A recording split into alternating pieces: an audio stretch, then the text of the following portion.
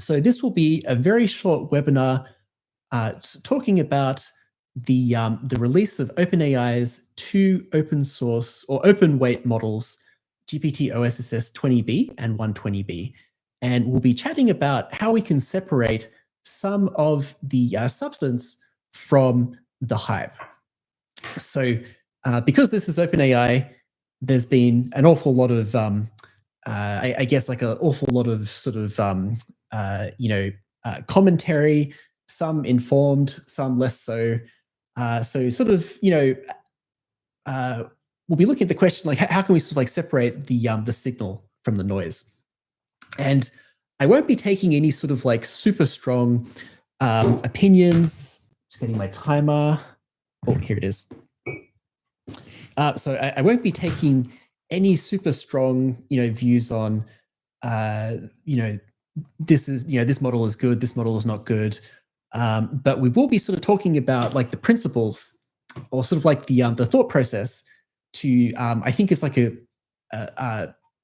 sort of thought process that I think it's good to have when a new model is released, and especially one that comes from such like a high profile company as OpenAI.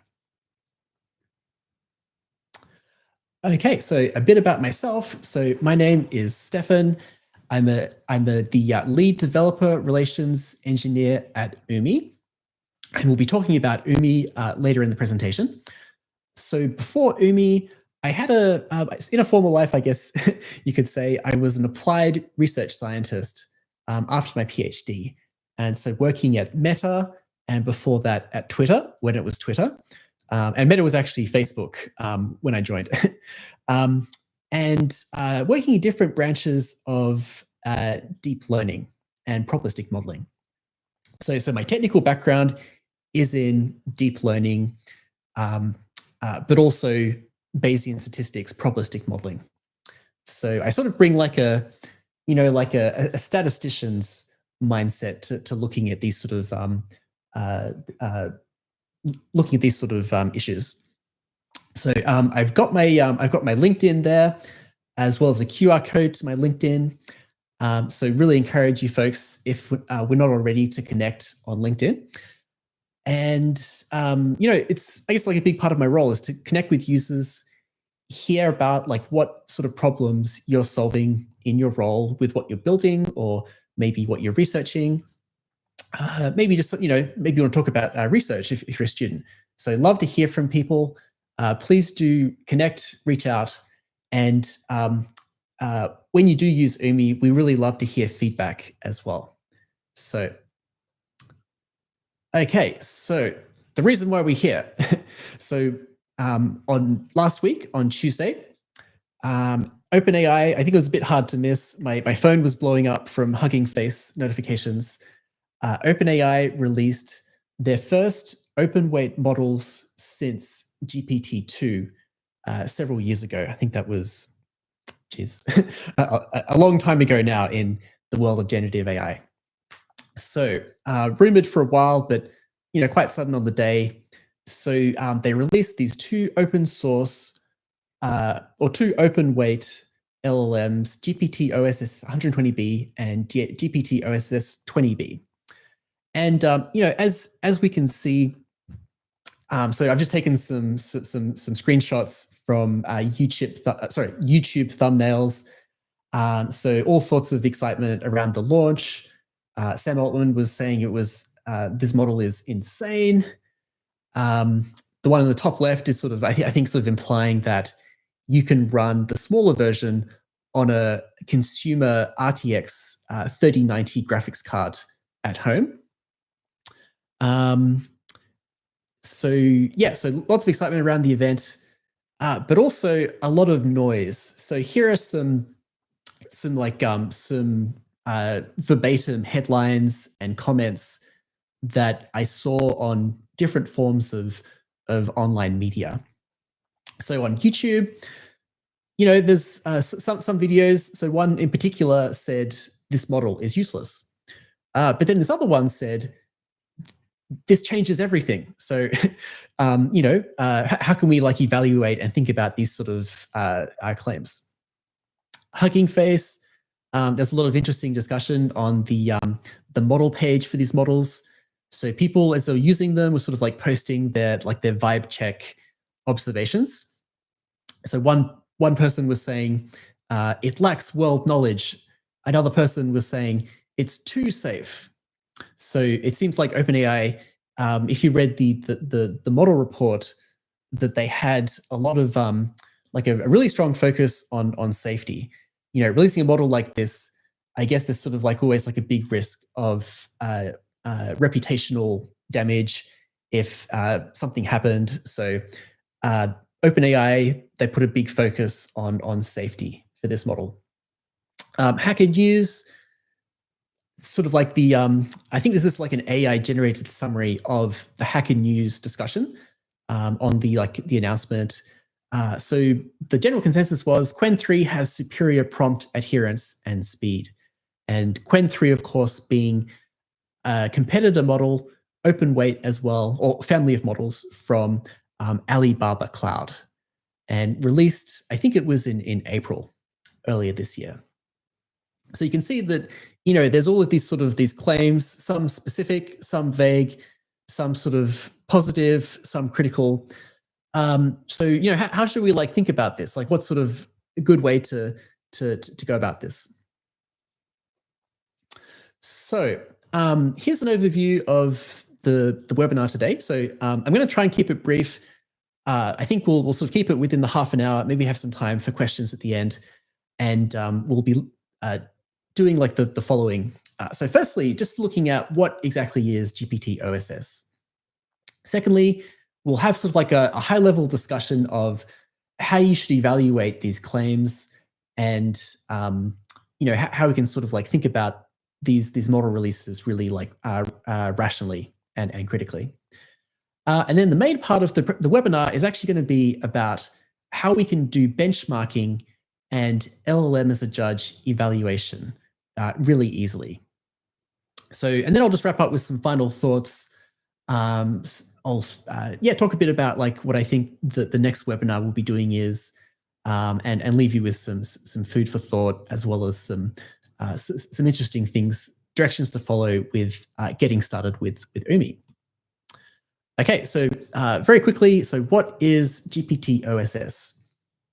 So it's a open weight large language model released by OpenAI, which comes in two versions, which have approximately, one has 20 billion and the other has approximately 120 billion. And so just to emphasize, these are language-only models. So they're not language vision models. They don't input other modalities.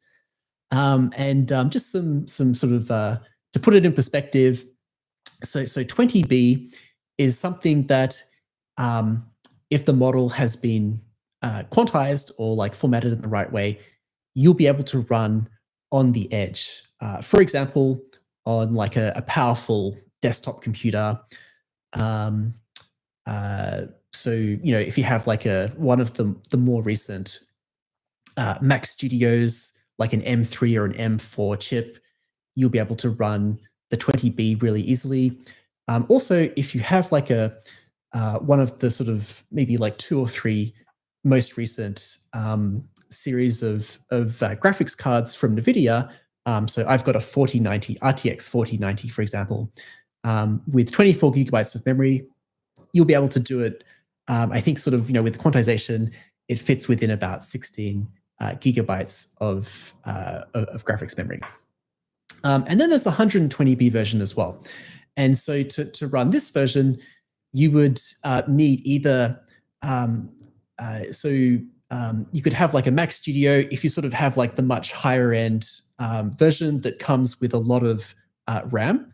So Macs have this like unified memory architecture where we can use the system RAM as graphics memory. So I think, yeah, so from memory, I think it's something like around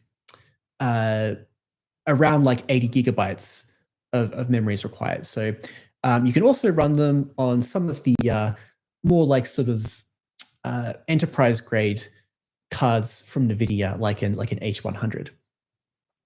So that said, what are some details of these models? Well, so it has what's called a mixture of experts architecture, which is becoming really common with model releases. And that essentially means that, so just sort of like looking at it from like a non-technical perspective, that only a small number, so when you do like a query, it'll only activate a small number of weights of the model. And so there'll be certain weights that sort of have learned how to redirect the computation for your query through a much smaller path of the model. So the 20B version, it has about 20 billion parameters, but I think only 4 billion will be active at any given time due to this mixture of experts architecture. And so this is really useful for in terms of like memory consumption and inference speed and so on. So another sort of like high level takeaway is that the 120B version, according to OpenAI, is comparable to O4 Mini, and the 20B version is comparable to OpenAI's O3 Mini. So these were sort of formerly,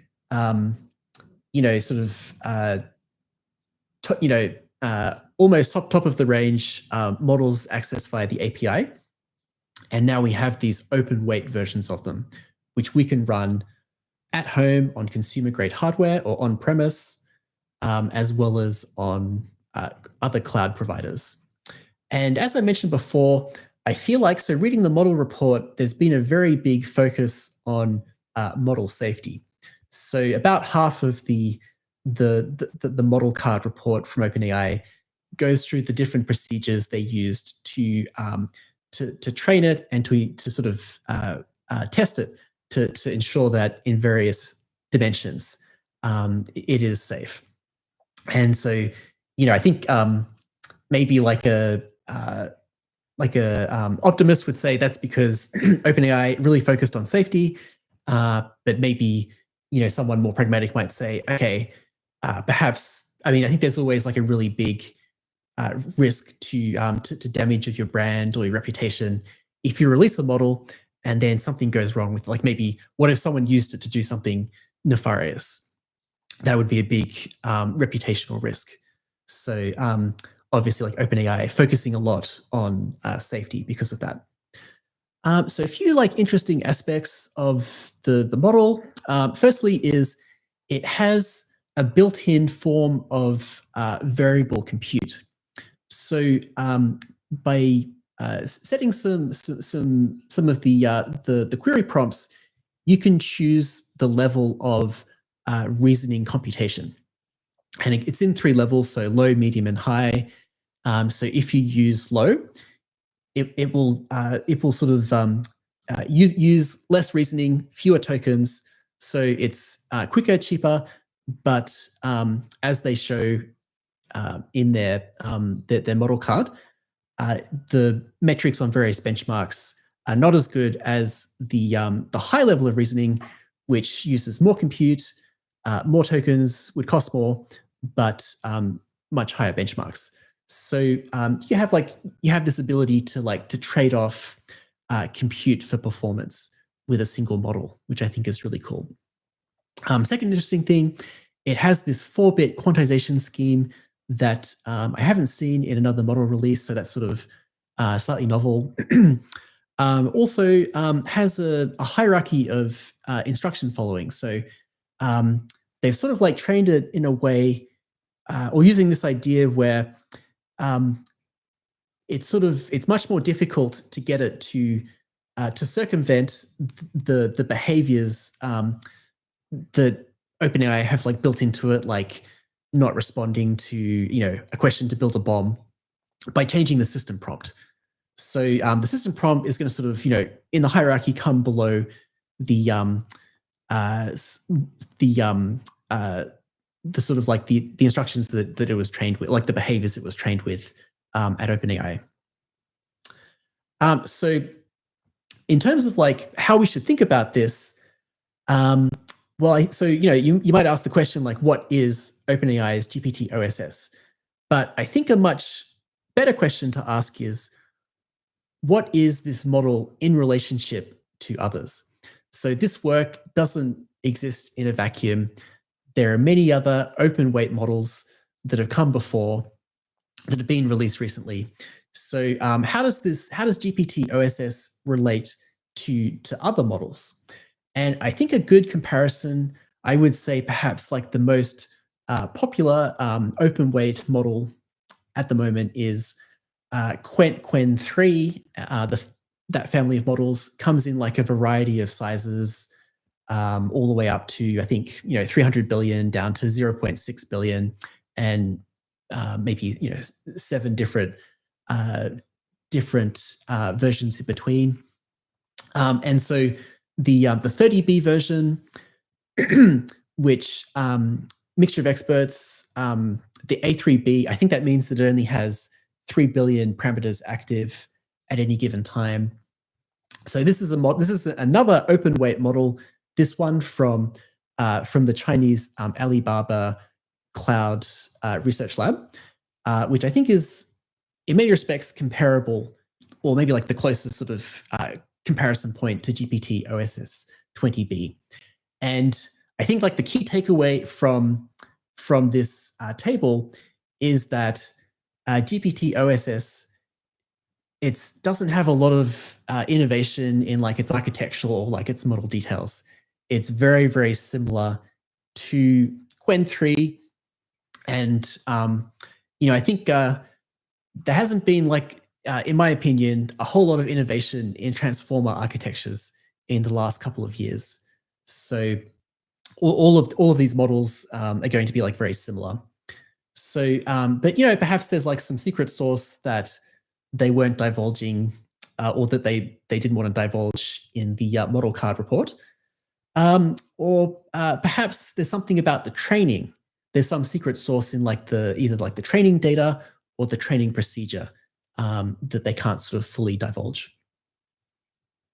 So when you look at this, when people are saying, "Oh, this is like a revolutionary model, it's going to change everything," well, it's a good thing, and it looks like it's like a really well-performing model. Has a lot of nice features, but perhaps like more of an incremental improvement from previous ones. So how should we evaluate when a new model comes out? How should we evaluate it? Well, I don't want to take any sort of positions on, okay, I've done like this massive benchmarking suite, and I can say, I definitely say that it's better in these respects than others. So that's going to take some time. Many people online from different companies have started doing that. But I just wanted to mention some general principles. And I think maybe a couple are sort of like not obvious, but the others perhaps not. And so the first is, I think it's really important to have quantitative metrics over a vibe check.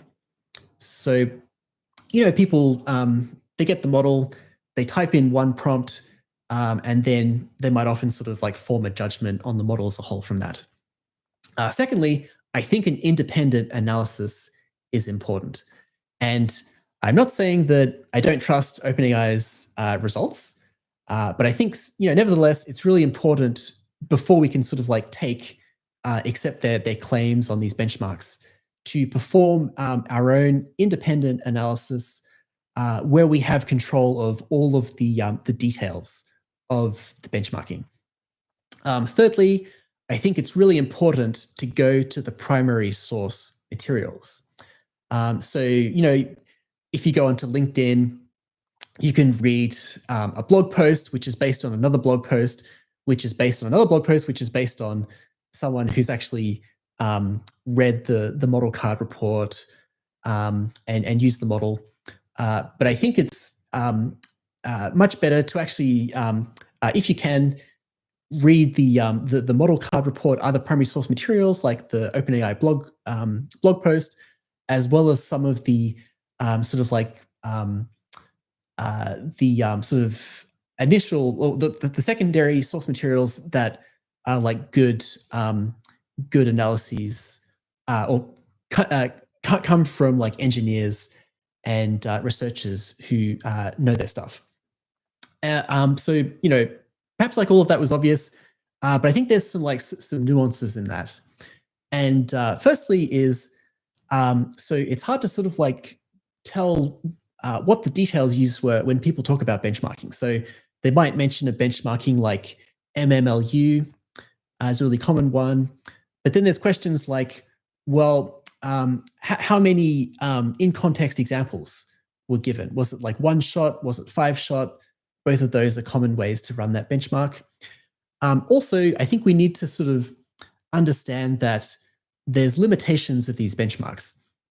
And in some sense, they're sort of like totally arbitrary in what they measure.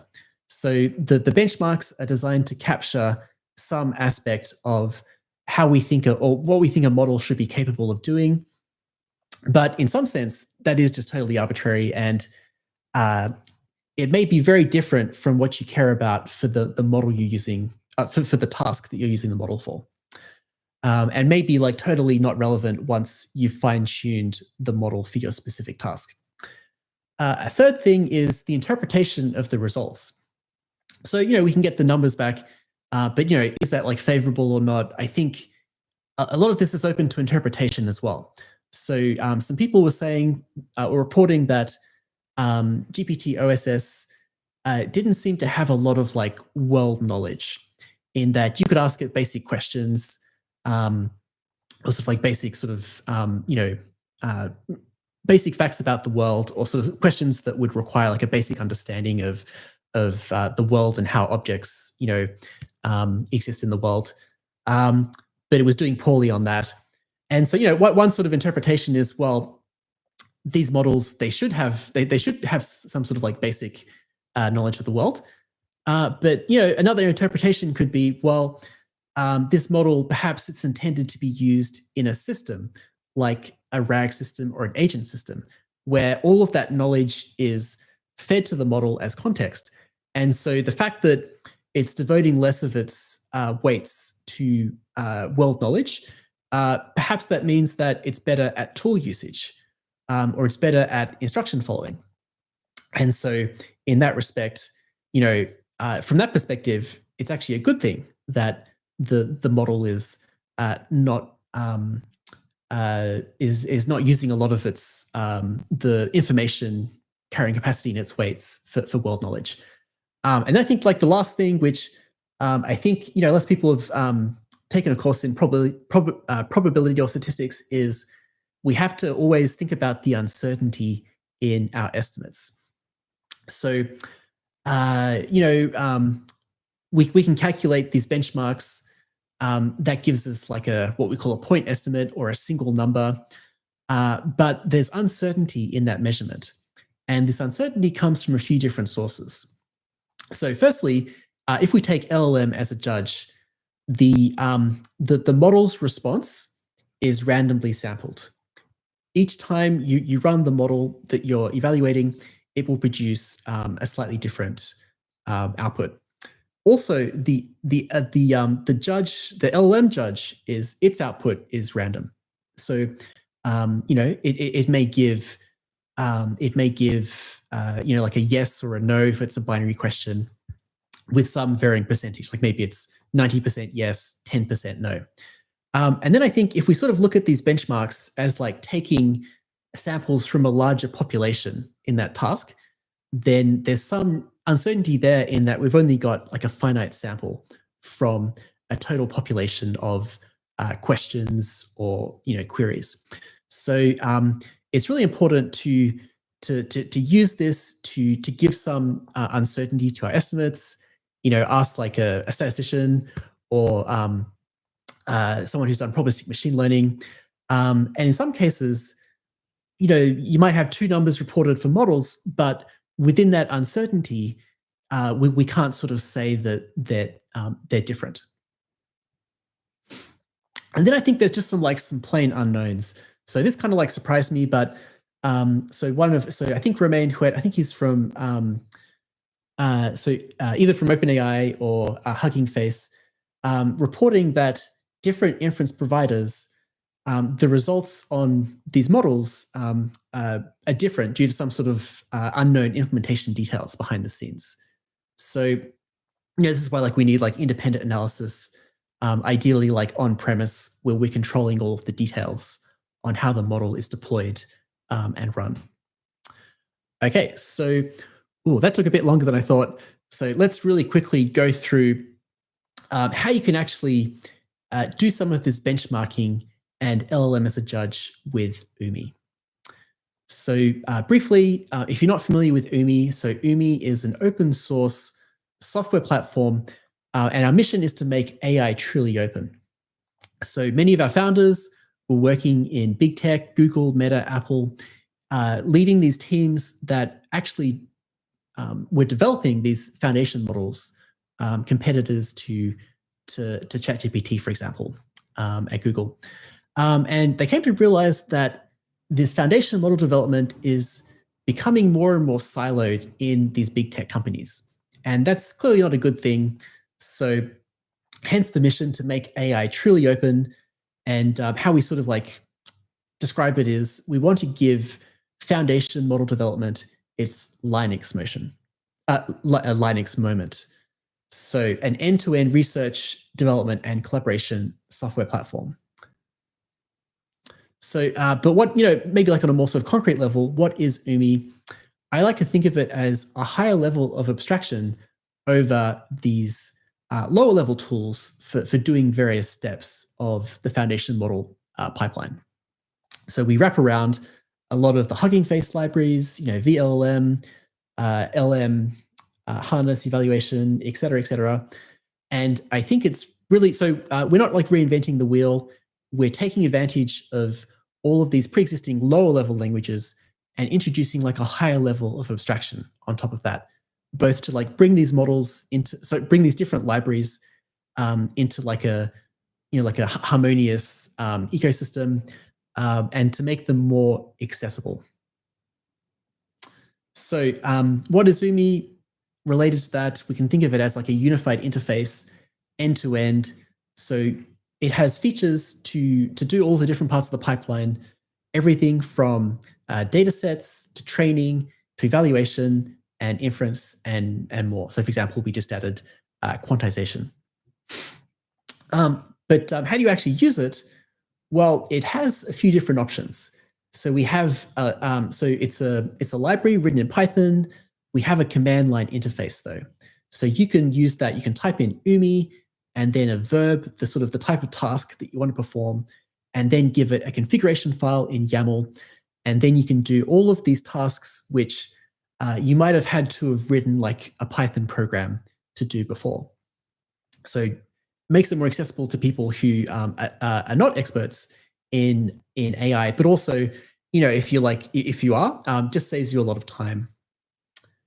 And help you avoid making any mistakes in the details.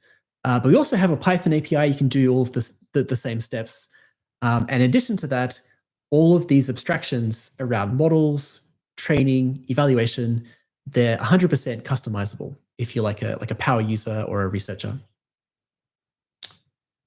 Okay, so lucky to have gotten a lot of good traction on GitHub. So we've got, coming up to 8,500 GitHub stars. And I've only just mentioned a few of the features, but it has a really wide breadth. So for example, if you want to do inference with gpt-oss, we were able to add that to the platform on the first day. Or if you wanted to do fine tuning with grpo, if you wanted to recreate something like DeepSeek R1, that's another feature we support. So just to name a few, it's got a really wide feature set. A really good feature is that you're able to run it anywhere. And so you can do your initial development on device, on premise. But then if you want to run those tasks on the cloud, all you have to do is create a YAML configuration file and the same script for your training or your evaluation, or whatever task you're doing. You'll then be able to run that on AWS, GCP, or one of a number of different cloud providers. And so we're fortunate to have like a lot of good connections with academics. One aspect of Oumi is we sort of like live our philosophy by doing open science, and so have a lot of good collaborations with academics working on like advancing the frontier in AI. Okay, so very quickly, because I've already gone over the 10:30 mark. So if people can stay on, I'll give you a brief demonstration of how we can do some of these tasks in Oumi. Okay, so let's look at benchmarking first. So hopefully that size is big enough for everyone. So firstly, we install Oumi with pip install Oumi. And then to do benchmarking, we create an evaluation configuration file. And so here's one I prepared earlier.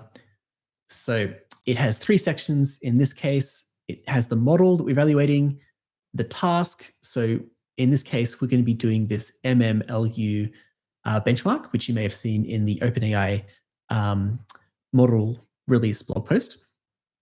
And then some other options. And so once we've done that, then all we have to do is take that configuration file and using the command line interface tool, run Oumi evaluate. So let me show you what I've run earlier down here.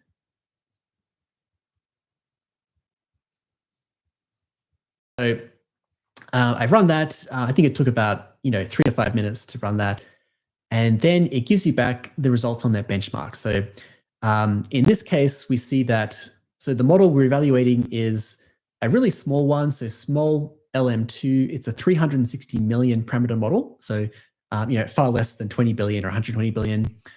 And we can see that it gets this particular score on this MMLU benchmark with 5 in-context examples. And we also get a standard error as well. So you have like a measure of the uncertainty built in. And it also gives you a breakdown of the different sort of components of that benchmark. So, literally it was that simple. So to do an evaluation on a standard benchmark, we just created a configuration file and then we ran a command line interface tool.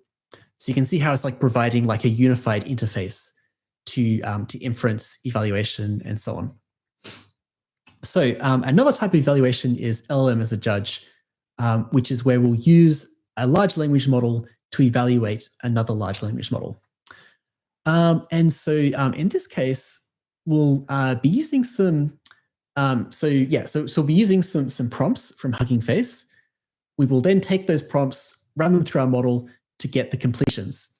And then we'll use the LLM judge model. So in this case, we'll be using GPT-4o. So we'll be using GPT-4o to evaluate is the output truthful relative to the prompt. So the first step is we download this data set, just do like a tiny bit of like data processing to get it into the right sort of like chat format for Oumi. So now we have it in this JSON lines file where we have the prompt, and now we can run those. We can run that through the model, collect the completions, and save that as another file.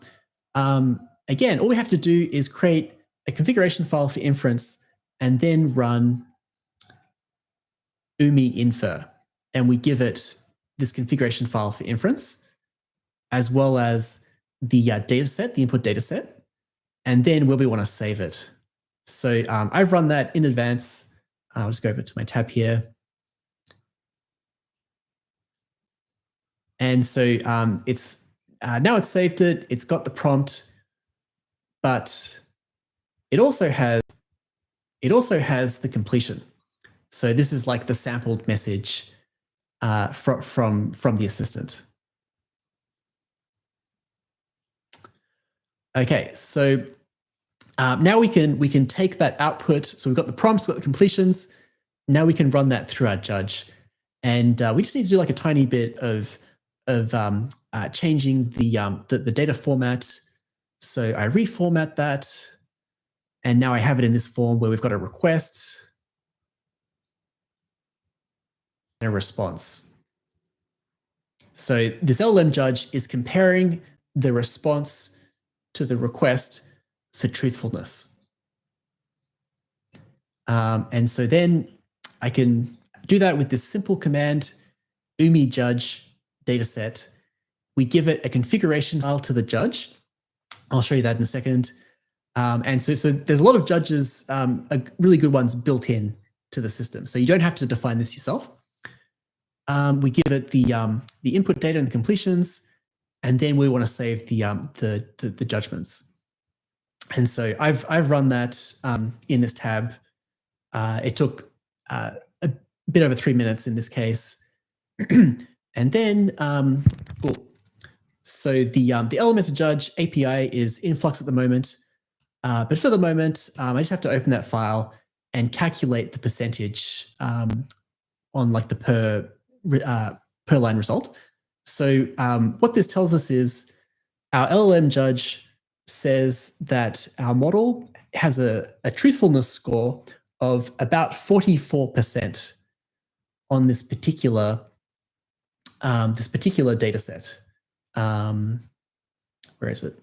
Yeah, awesome chat GPT prompts. So yeah, this is a way that so you could do this, and we have done this for GPT-oss 20B and 120B. All you'd have to do is, well, we've got some pre-baked recipes for GPT-oss and basically all the popular open weight models on the GitHub. So you would just download that inference file, replace this file with that one, and then run the same command, and you would be calculating the truthfulness score for these new models. Okay.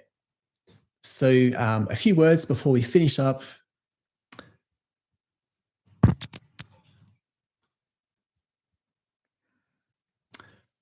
So let's have a look at the configuration file for the judge.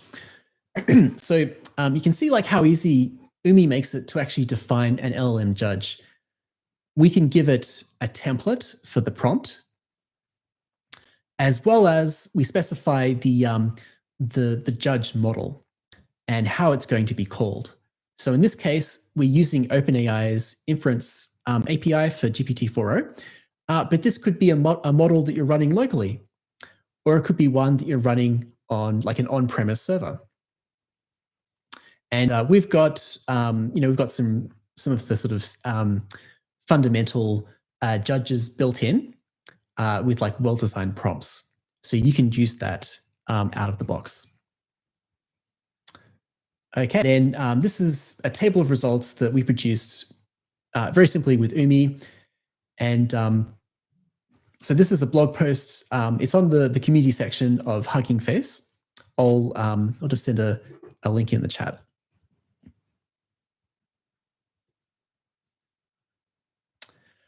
And you can see there, I sort of go through this, explain in a bit more detail how we calculated this, and some observations over the outputs.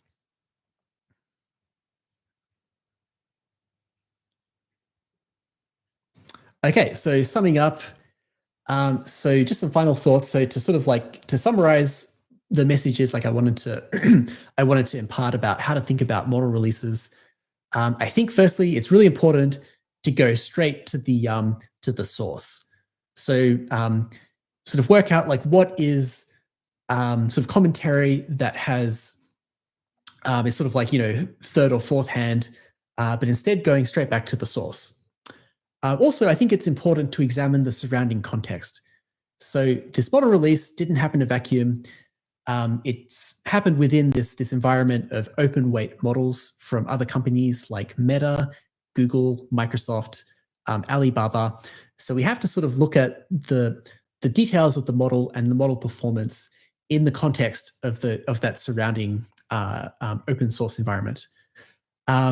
Thirdly, it's really important to perform independent benchmarks where we know exactly all of the details of the evaluations we've been performing. Fourthly, there's many dimensions to to goodness. I think in some respect, you could say like it's subjective. It depends on exactly how we've defined the benchmark, how we interpret those results. So maybe like a more useful question to ask is, how does it perform on our specific task for the application that we're building? And so maybe like these benchmarks can give you like a good sort of, there might be like a good proxy or a good sort of suggestion of where to start. But I guess like in the end, the only thing that really matters is the performance on your task for your application. So to think about like, is this revolutionary? Did this have novel architecture, novel ideas? Well, not so much a novel architecture, maybe like a few sort of like interesting but not novel ideas around variable compute and quantization. So I think just like really important to keep those points in mind when there's a new model release, and you can very easily sort of not get caught up in the hype and like get straight through to like the kernel of truth. And finally, we looked at how to do simple evaluations on common benchmarks, like the ones that OpenAI reported in their blog post using Oumi, as well as how to do an LLM as a judge evaluation. So both like these benchmarks as well as LLM as a judge, two very, very important ways to quantitatively evaluate and compare models. And Oumi makes it really easy with its no-code and its low-code options. Okay, so here are some of the references I used to put together this little talk. So I'll send out the slides afterwards with these links. So next time, so one thing I wanted to talk about at this time, but it was a bit hard to fit everything. I mean, it was a bit hard to fit everything in half an hour. We've gone up to 45 minutes. So the next time, I want to talk about fine-tuning GPT-oss with Oumi. And so that's something that we've been able to do with our current development version, and we'll be releasing with a new version of Oumi in the coming days. So this will be more about how can you actually build stuff with these new models. Finally, I wanted to just sort of hammer home our mission, which is that the future of AI is open. So really love that we've got this open source platform that we've developed that I think it's sort of unique in that it's end to end. So it doesn't just do evaluations, or it doesn't just do fine tuning. It's an end to end software platform, fully open source, with good backing from academia, but also from industry as well. So, for example, Clem DeLange, the CEO of Hugging Face, is one of our angel investors. So we strongly believe the future of AI is open, and would really love for you to check out Oumi and play around with it and to give us feedback.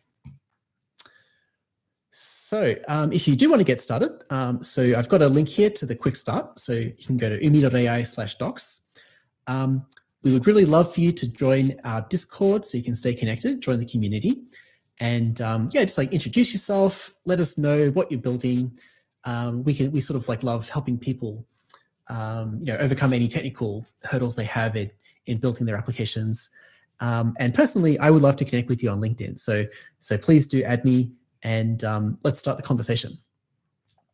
So thanks everyone for your attention, and we'll wrap up there. So we've got a question from Vikash. So I'll just answer that briefly before we finish. So Vikash has asked, so if it is not LLM as a judge, is it the case that you manually hard code the answers for each question?